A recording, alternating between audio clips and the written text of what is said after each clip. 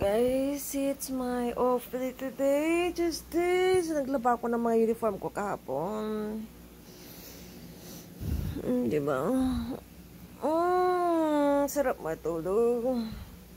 Oras na mag-alas 11 na nakahiga pa rin tayo. Diba?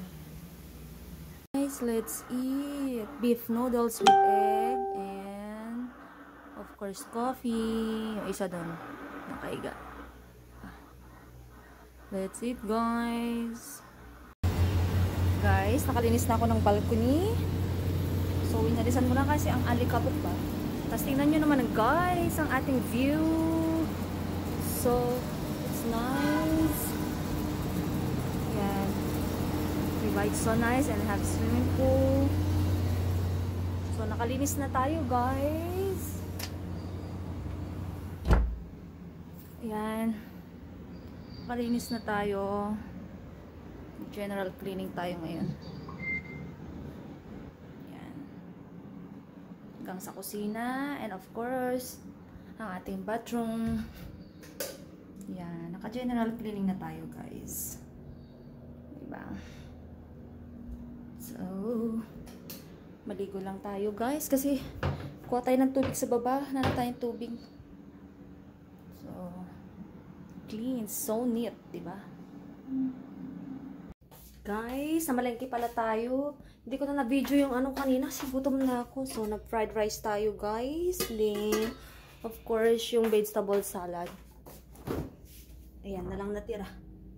So, kainin natin ulit yan mamaya. Tapos, nagmalengke tayo ng pang-pakbet tsaka adobong atay. Parang gusto ko ng adobong atay, you know.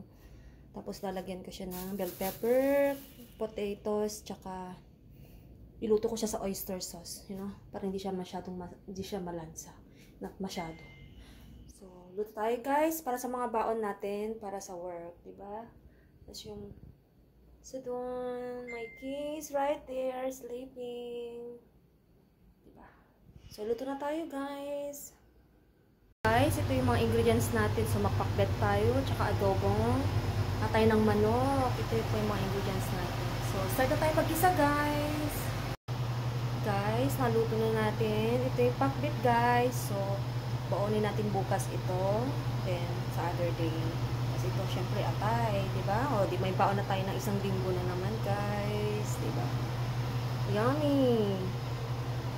Ngayon, ang daming hugasin, guys. Yung pagkain ko mamaya. O, diba? Tiba-tiba tayo, guys. Kain! It, guys. So, yung atay, tikman natin. Then, fried rice. Tapos, yung vegetable salad. Black coffee. Tikman natin yung pandesal. Parang ang sarap ng, ano, fresh bake siya. Tapos, lagyan natin ng mayonnaise na herb and garlic mayo. So, yummy! Let's eat, guys!